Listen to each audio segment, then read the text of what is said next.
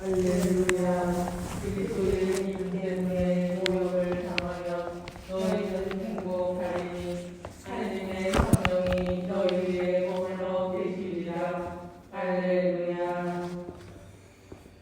주님께서 여러분과 함께 또한 사제의 영과 함께 루카가 전한 거룩한 복음입니다. 주님 영광 받으소서. 그때 예수님께서 모든 사람에게 말씀하셨다.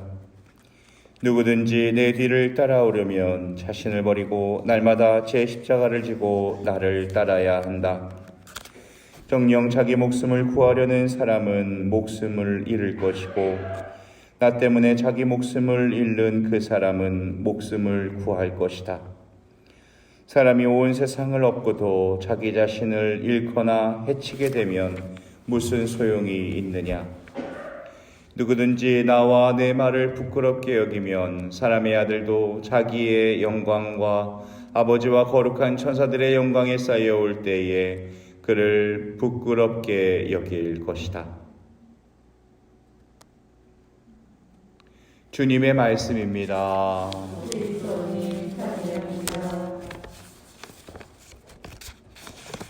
우리가 신앙생활을 하다가 늘 듣게 되는 질문이 하나 있습니다. 너희는 예수를 누구라고 하느냐? 우리는 제자들처럼 주님을 잘 따르고 있다고 믿지만 예수님을 제대로 이해하지 못할 경우가 굉장히 많습니다. 왜냐하면 우리는 예수님을 내가 믿고 싶은 방법대로 믿기 때문이에요. 내 방식대로 이해하고 내 방식대로 믿고 있기 때문에 오해를 하고 있는 경우가 많습니다.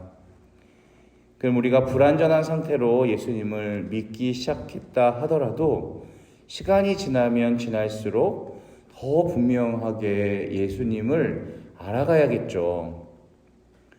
처음 수준에 그냥 머물러 있으면 우리 신앙은 언젠가 왜곡되고 말 겁니다. 예수님을 어떻게 이해해야 하는가? 제일 중요한 것은 하느님의 관점으로 이해해야 된다라는 겁니다. 예수님의 질문에 그나마 베드로가 제일 괜찮은 답변을 했죠. 그리고 바로 책망을 받습니다. 사람의 일만 생각하고 하느님의 일은 생각하지 않는다는 거죠. 고난을 당하시고 죽임을 당하시고 3일 만에 부활하신다는 것은 인간의 눈으로 봐서는 아예 이해할 수가 없는 겁니다. 하느님의 눈으로 봐야지만 이것이 뭘 위한 건지, 무엇을 이루시려고 하는 건지 그 의미를 제대로 알 수가 있는 거죠. 그래서 신앙생활은 우리의 눈이 바뀌는 거예요. 세례받았다고 해서 뿅 하고 완전히 딴 사람이 돼버리는 게 아니지 않습니까? 갑자기 벼랑간 다른 모습으로 살아가는 게 아니에요. 관점이 달라지는 겁니다. 우리가 신앙이 좋을 때는 모든 게 다 좋아 보이죠. 그냥 아무리 힘들어도 어려워도 하느님께서 도와주시겠지. 이제 좀 좋은 일 좀 생기겠지. 그런 게 다 은총이죠. 근데 영적인 슬럼프에 빠지면 모든 게 다 인간적으로 보입니다. 인간적으로 생각하기 때문에 인간적으로 말하고 인간적으로 행동하는 거예요. 좋은 게 없는 거죠. 인생의 모든 일에는 다 양면이 있잖아요. 좋은 면도 있고 안 좋은 면도 있고 밝은 면도 있고 어두운 면도 있고 이것 중에서 신앙은 밝은 면과 좋은 면을 보는 거겠죠. 바오로 사도가 감옥에 gat혔어요. 근데 기쁘대요. 왜? 어떻게 그게 기쁠 수가 있어요? 그 안에서도 간수들과 갇혀있는 사람들에게 복음을 전하게 됐다. 이거 하나만 보고 기뻐하는 거예요. 감옥은 어두컴컴한 곳이지만 이거 하나 보니까 밝게 보이는 거죠. 하느님께서는 모든 일을 통해서 선을 이루실 거다. 이거를 믿기 때문에 그런 거예요. 하느님께서 나를 인도하시고 계신다라는 거를 믿고 내 안에서 일어나는 슬픈 일, 어려운 일, 비참한 일 그걸 통해서 하느님이 뜻을 이루신다고 믿는다.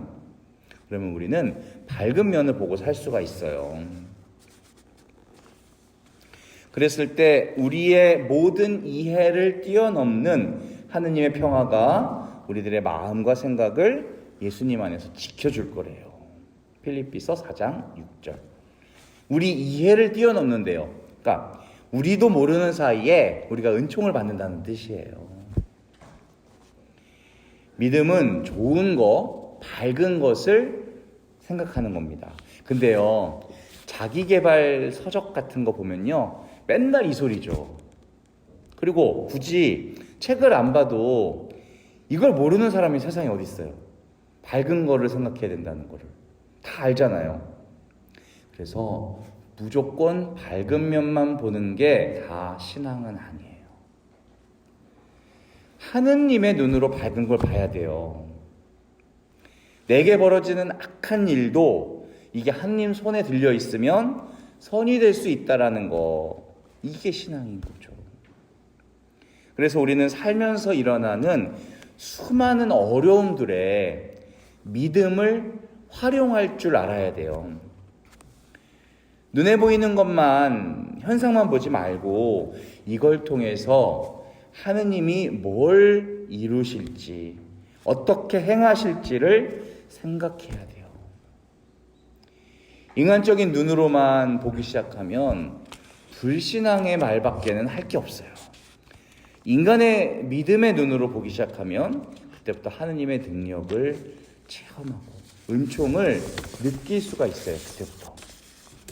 그러다가 만약 실패하게 되면 하느님께서 나에게 고통의 의미를 알게 해주시는구나. 내가 일어나는 법을 알게 해주시구나.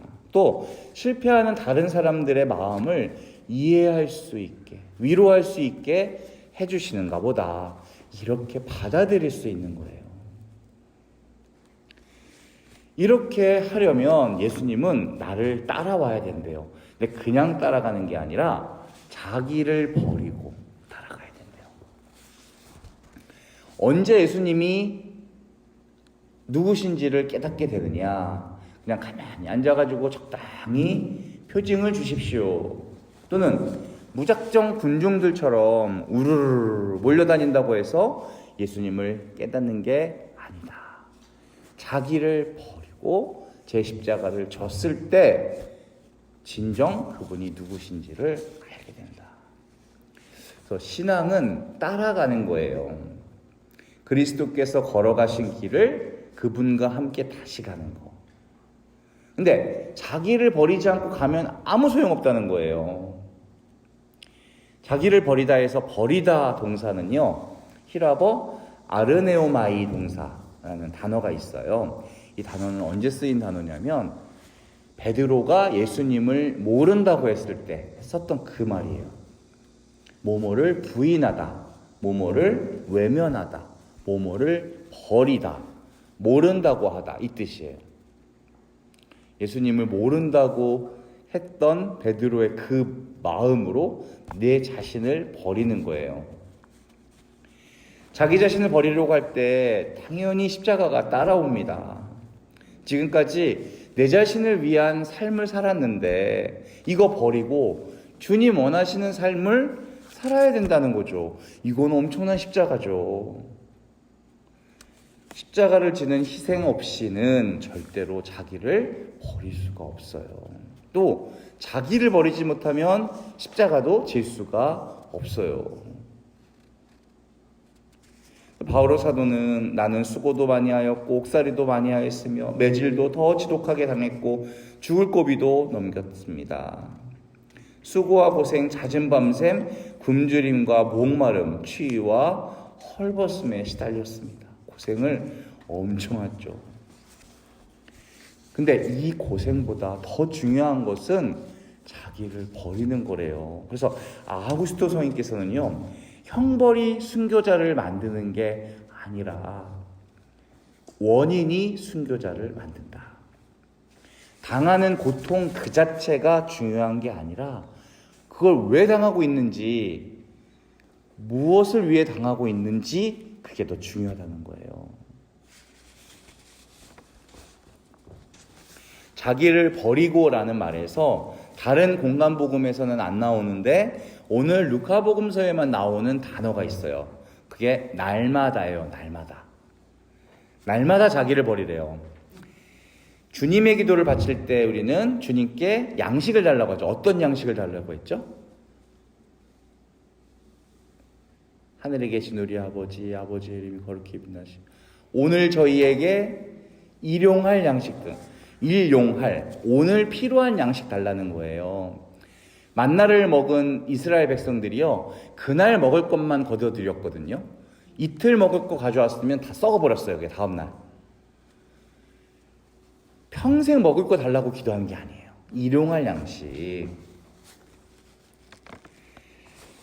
그래서 우리 그리스도인들의 삶은 하루를 단위로 결단과 실천으로 이루어지는 거예요. 하루를 단위로. 이거는 평생을 불안 속에 살라는 뜻이 아니에요. 매일을 충만하게 살게 하는 방법입니다. 이렇게 살 때 우리는 매일매일 살아계신 하느님을 확인할 수 있어요. 그 예수님을 통해서 기적을 체험합니다. 너무 많은 것을 안전하게 확보하고 있을 때 우리는 다 좋을 것 같지만 그때 하느님은 필요 없는 존재가 되는 거예요.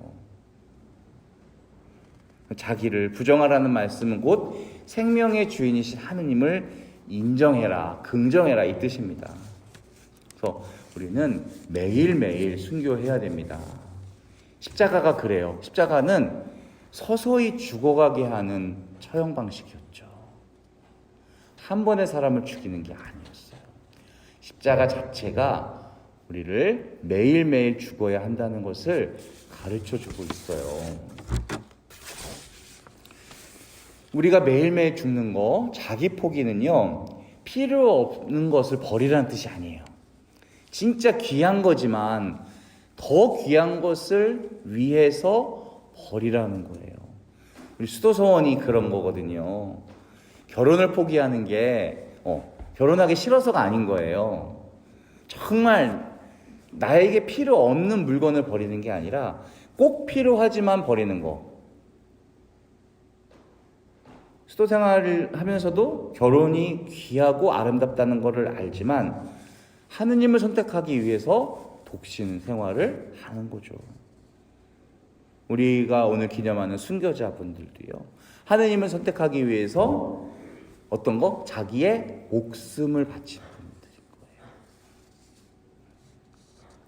우리가 받는 고통은 하느님이 안 계신다, 또 하느님이 우리 편이 아니다 라는 것을 보여주는 게 아니라 하느님이 함께하고 계신다라는 증거예요. 그래서 자기를 버리고 십자가를 지라라는 것은 평생 우리가 끌어안고 가야 할 진리의 말씀입니다.